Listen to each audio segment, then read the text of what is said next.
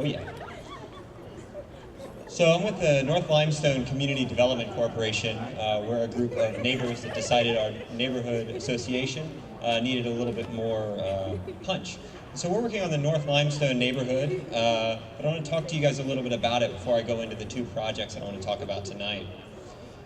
Lexington, right there, is developed a lot differently than Louisville and Cincinnati. We developed around an agrarian economy. The majority of the industry in Lexington, when it was first developed, was around hemp production. Hopefully that comes back. Yeah. And the history of the north side of Lexington really revolves around hemp production.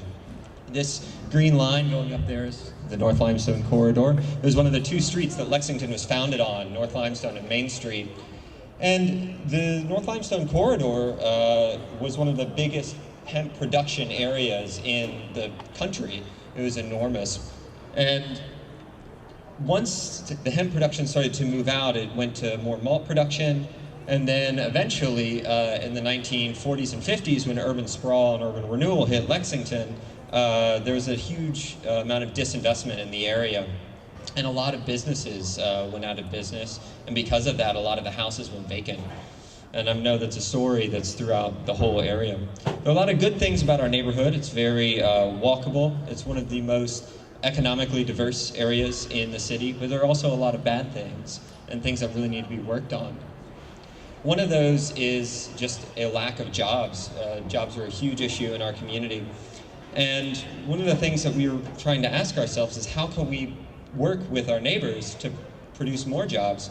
And so we went around, this is the area that I'm going to be talking about, and we went around, all of those dots represent neighborhood businesses, and we asked them, what do you need? What's not working?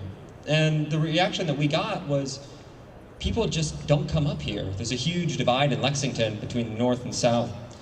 And so we were like, okay, how can we get more people up here? And so we took a look at this street that was right next to the Lexington Rescue Mission thrift store. And we're like, you know, this street doesn't really serve any purpose aside from a cut-through street to make people not have to wait at the red light. So what if we did something with this street that brought people up here? So we decided to throw a street party. We got together with our neighbors, got together with a local brewery, and decided to throw this event, the night market. And it was a really great reaction. A lot of our neighbors loved it. We had 40 vendors from our community with local businesses, nonprofits, artists, makers come out to this. And it was such a great feeling. People actually came and helped us set up. It took about 12 hours to set up, if you can imagine how much work went into this. And there are 2 employees of our organization. So by the end of the night, it looked like that. We had over 900 people at the first night market. It was a huge success. And at the end of it, all of our vendors were like, this is really great. You know, it's bringing a lot of people up here, but it's actually really, really good for business at the market. So why don't we do this again? And like, okay, so we'll just start doing it monthly. This is the most recent night market. We had over 3,000 people at it, 60 vendors, 10 food vendors. We sold a beer every 8 seconds. And all of that money from the beer sales went back into reinvesting into the night market. But not only does it help the community, but there's this tangible economic impact at the market. These are some statistics. 48% of the people at the night market come from within a half mile of the event. 70% of our vendors come from within a half mile of the event. During this year, we're expecting over $200,000 to exchange hands at the market during the 24 hours that will run this year, which is huge, and it's been incredibly beneficial for our neighborhood. And all of that came because we just asked our neighbors what they wanted. And so I really want to talk to you about another power of asking. This is a water tank, in case you can't tell what this is, that is on York Street in our neighborhood. And we are working on an affordable housing development right around there. And we were walking down, we're like, this water tank is just awful. We found out that the water company actually tore down 5 houses that were built in 1905 to put up the water tank. And it actually is a functioning tank. It serves the community by providing water.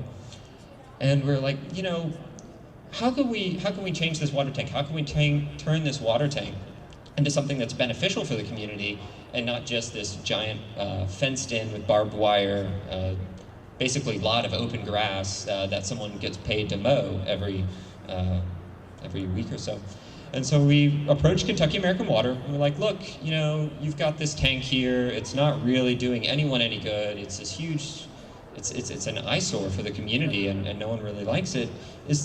What can we do to do this? And they're like, you know what, you give us your craziest idea for it, and we'll look into it, we'll think about doing it.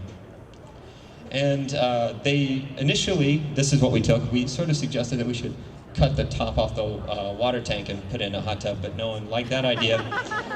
But this is the idea. We wanted to put in a butterfly garden, and we wanted to rip out their fence, rip down their cameras, put a butterfly garden around the tank.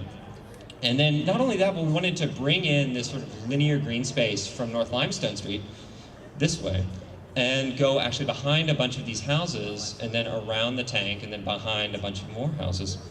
And they looked at it and they're like, you know what? This isn't a bad idea. Why don't you flesh it out a little bit more, find some money, and we'll talk about it. So like, okay. So we came up with a final design for the garden. This is what it's going to look like. We actually even took their overflow valve, sorry about that, and made it into a seesaw. And we took this proposal and we're like, okay, we've got this. We got a grant from the National Endowment for the Arts to do a mural in the tank, and we have funding to help put in the garden. Can we do it? And they looked at us, they said, are you going to keep the seesaw? I said, yes. And this is what the tank looks like right now. It's being rehabbed as we speak, literally. And we're going to break ground on the garden in about 2 weeks. And I think the thing that's really exciting about this is all we had to do was ask.